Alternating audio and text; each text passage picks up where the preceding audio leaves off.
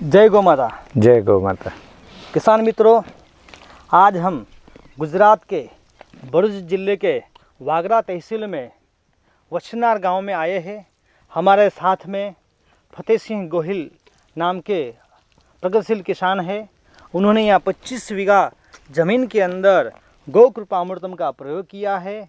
काफ़ी सब्जी की फसल में, घास चारा में, काफ़ी धान्य वर्ग में के अंदर खूब अच्छा परिणाम लिया है। इनकी फसल से अपने मालूम पड़ता है। तो हम इनसे बात करेंगे, उन्होंने किस तरह प्रयोग किया, कैसे कैसे उन्हें बैक्टीरिया डेवलप किया और कैसा परिणाम मिला, इनसे ही बात करेंगे। फतेह सिंह भाई, जय गौ माता। जय गौ माता। आपने गौ कृपा अमृतम कहाँ से प्राप्त हुआ, कैसे प्रयोग किया, हमारे किसान मित्रों को बताइए।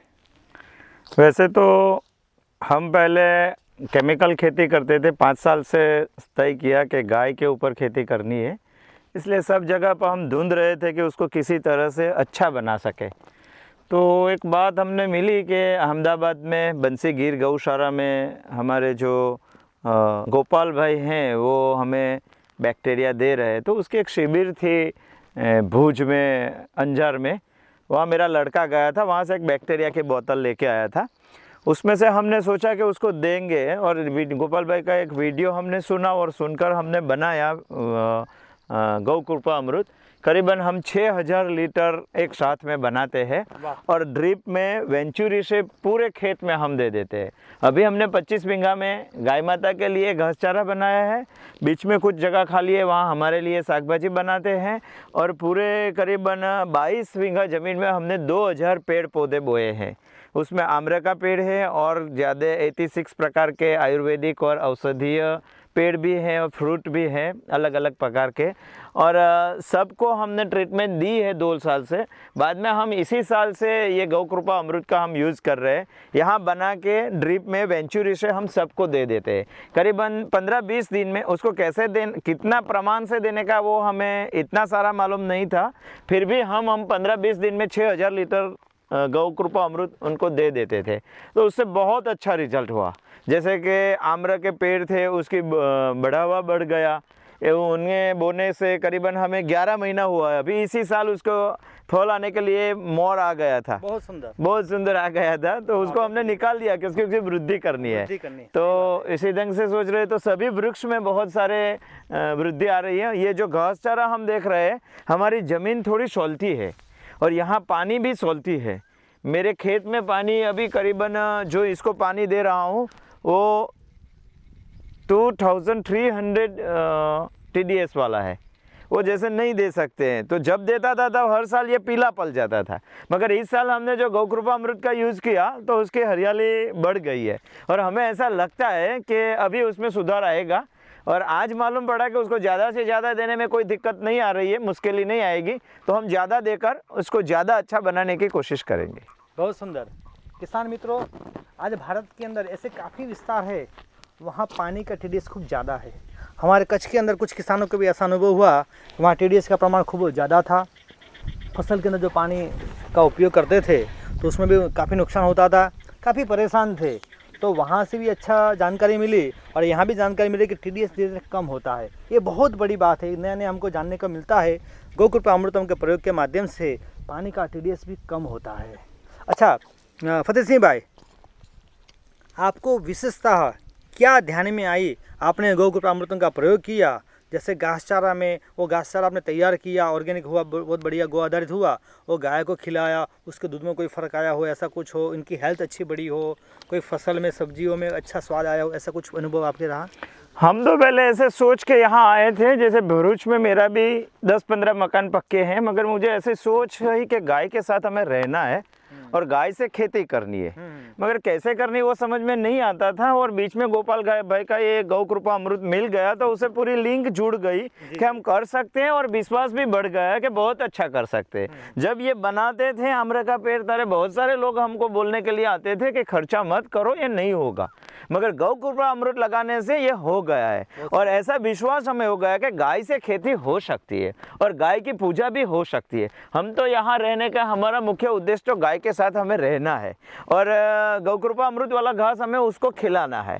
बगल वाले एक खेत थे, उसमें हमने घास चारा बनाया था, उसमें गौ कृपा अमृत हमने नहीं दिया था। ये मेरा 7 बीघे का एक अलग खेत है, उसमें कई सारे लोग बोलने के लिए आए कि उसमें केमिकल वाली दवाइयाँ लगाए, मगर हमने नहीं लगाई क्योंकि गाय को हमें वो खिलाने का नहीं है। अभी उसमें गौ कृपा अमृत लगा के उसको अच्छा करके उसको बाद में खिलाना है।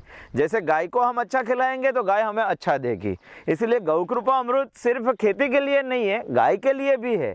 और गाय की कृपा होती है और अमृत जैसी कृपा होती है, इससे खेती भी अच्छी होती है और जिसको खिलाएंगे वो भी अच्छे होते हैं। और हम सबका स्वास्थ्य अच्छे कर सकते हैं गौ कृपा अमृत से।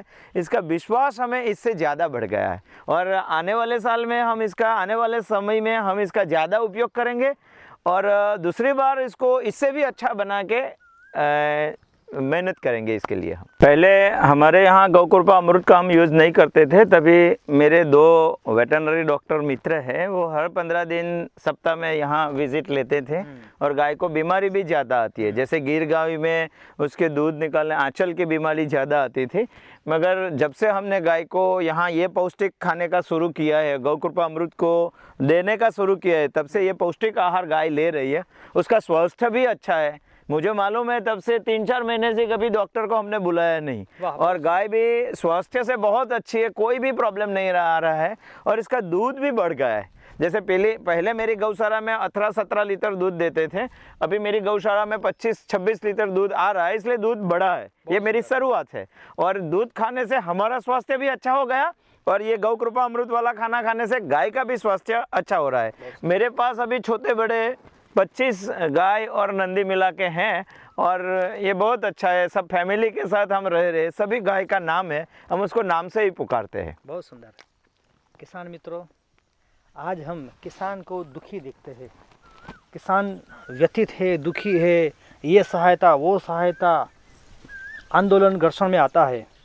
जब किसान गौ माता की शरण में आ जाता है, गो आधारित कृषि करता है, बैक्टीरिया को अपनाता है, तो उसका जीवन कैसा हो जाता है, ये हमारे फतेह सिंह भाई के जीवन से देखने सीखने मिलता है। आज हम उनकी गौशाला दिखाएंगे, कितना सुंदर प्लानिंग किया है। बारिश का पानी खेत में से इकट्ठा उसे एक तालाब बनाया है और तालाब का पानी का ही सिंचाई में उपयोग लेते हैं, पीने के लिए उपयोग करते हैं अच्छा तरह से। उनका घर भी बहुत अच्छा गोमय जीवन करके उन्होंने घर भी गोबर से पुताई किए। हम इनका घर भी दिखाएंगे आपको, देखिएगा, अनुभव लीजिएगा गोमय जीवन कैसे होता है। फतेह सिंह भाई, हाँ जी, आप शहर छोड़कर गांव में आए, खेत में रहते हैं, गौ माता के सानिध्य में रहते हैं, आपको विशेष अनुभूति क्या हुई और हमारे किसान मित्रों को और वो किसान मित्र जिनके परिवार के उनके पुत्र वगैरह शहर में गए हैं, उनको क्या संदेशा देना चाहेंगे? अच्छा, मैं तो ये बोलना चाहूँगा कि गांव में रहना चाहिए। मेरे पास भी भरूच में ऐसे 20-25 पक्के मकान हैं, उसको छोड़कर मैंने यहाँ एक घर बनाया, उसमें गाय माता के गोबर से पूरा लिपा हुआ है। मेरे जीवन का एक लक्ष्य है, 2 मिनट में आपको बता देना चाहता हूँ। मैं वैसे तो 50 साल हो गई, फिर मैं संसार को छोड़ने का सोच रहा था। मुझे 2 लड़का हैं, भरूच में मेरी प्रॉपर्टी है। वो सुनकर आपको ऐसा मालूम पड़ेगा कि वो ऐसे क्यों कर रहा है, मगर मुझे गाय माता के साथ रहना है। और गाय माता के साथ क्यों रहना है, तो मैं आपको एक संदेशा देना चाहता हूँ। मेरे 2 लड़के, एक लड़का गवर्नमेंट की स्कूल में नहीं पढ़ा है, मैं सोच रहा हूँ कि वो धर्म का काम करे। धर्म का क्या काम है, तो मैं ये सोच रहा हूँ कि प्रत्येक हिंदू का लड़का शुद्ध अर्थ में संस्कृत पढ़ना चाहिए, बोलना चाहिए और समझना चाहिए। क्योंकि गीता पढ़नी है, हमें उपनिषद पढ़ना है, तो वह कैसे पढ़ सके? जैसे मुस्लिम लोग हम उनकी मस्जिद में मौलवी बनाते, तो हम कुछ नहीं बना सकते क्या धर्म के नाम पे? हम कुछ वाड़ा संप्रदाय पंथ खड़ा करना नहीं चाहते। तो मैंने सोचा कि हमें ऐसी कुछ निःशुल्क पाठशाला चालू करनी है जिसमें संस्कृत बच्चों को पढ़ाया जाए। इसके लिए मेरा लड़का संस्कृत में पढ़ा हुआ है, न्याय व्याकरण, वो कोई गवर्नमेंट की स्कूल में पढ़ा हुआ है नहीं। गवर्नमेंट के अंदर स्कूल भी नहीं चलाना चाहते हम, तो स्कूल कैसे चलेगी, आपका ये प्रश्न है। तो हमने सोचा है कि स्कूल चलाने के लिए हमने इस खेत में 2000 पेड़ पौधे बोए, उसकी जो उपज आएगी वो उपज से हम स्कूल चलाएंगे। मगर आपको ये प्रश्न होगा कि पेड़ पौधे कैसे होंगे, यहाँ तो जमीन भी खराब है, यहाँ पानी भी खराब है। तो इसके लिए हमने गौ माता को लाया है। बहुत सुंदर। हमारा ये शेड्यूल की सीक्वेंस ये है कि हमारी गौ माता पूरी खेती संभालेंगी। खेती पूरी गौ पाठशाला संभालेगी और पाठशाला हम निःशुल्क चलाएंगे, क्योंकि ऋषि मुनियों का मानना है विद्या बिक्री नहीं हो सकती और हम बेचना नहीं चाहते। इसलिए हम जब तक जीवन थे तब तक ये सिद्धांत खड़े रखेंगे और विद्या सबको देंगे। और इसके लिए पूरे नींव में है गाय माता। हमारी खेती भी गाय माता करती है, हमें स्वस्थ भी गाय माता रखती है। मुझे भी डायबिटीज़ था, मेरी बेबी को भी प्रेशर का दर्द था। हम हर रोज़ सुवर्ण कपिला का पेशाब गौमूत्र हम लेते हैं।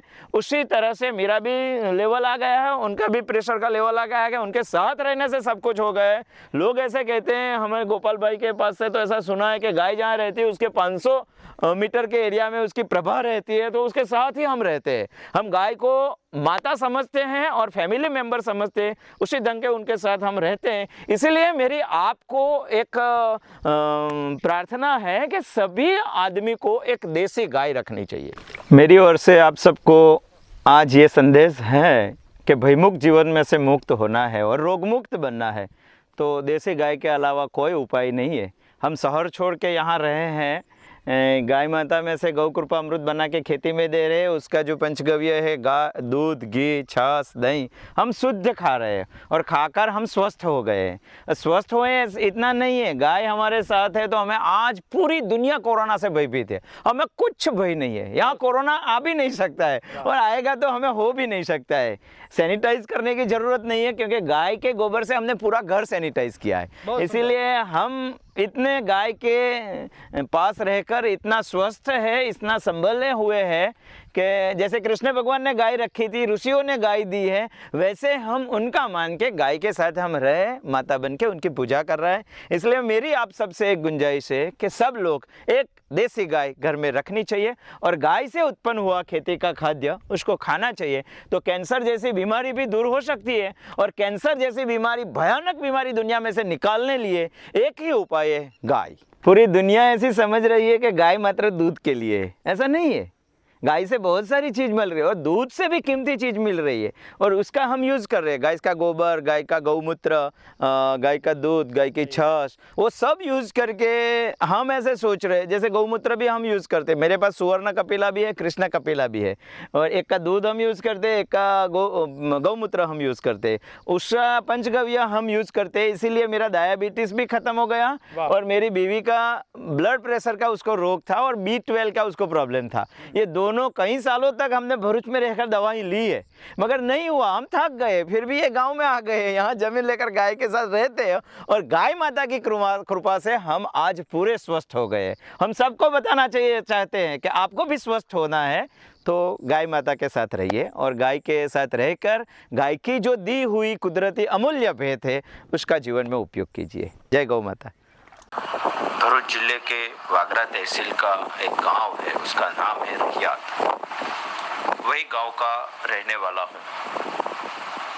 हमारा गांव चारों ओर से इंडस्ट्री से घिरा हुआ है, यानी कि मानव जीवन पॉल्यूशन के बीच है। इसी पॉल्यूशन में से निकलने के लिए हमें सभी गांव लोगों ने इकट्ठा होके एक प्रयोग किया है कि ज़्यादातर हवा को शुद्ध करने वाले वृक्ष पौधे हमारे गांव में रखे जाए। इस साल हमने हमारे गांव में करीबन 1500 वृक्ष बोए हैं और सभी वृक्ष बड़े हो जाएंगे ऐसी सबकी धारणा है। इसीलिए धारणा है कि इन सभी वृक्ष पेड़ पौधों को हम हर सप्ताह में एक बार गौ कृपा अमृत देते हैं।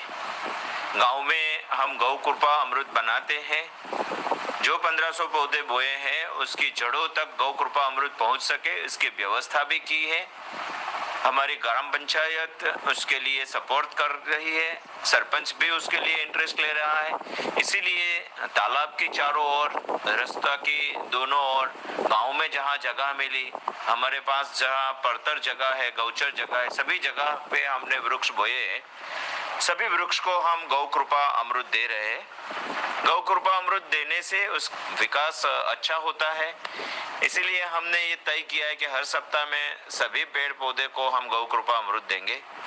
जो गांव में गौ कृपा अमृत बना रहे हैं उसका हमने जो मटर कल्चर है वो हम बंसी गिर गौशाला अहमदाबाद गोपाल भाई के वहाँ से लाए हैं और गांव में ये प्रयोग कर रहे हैं।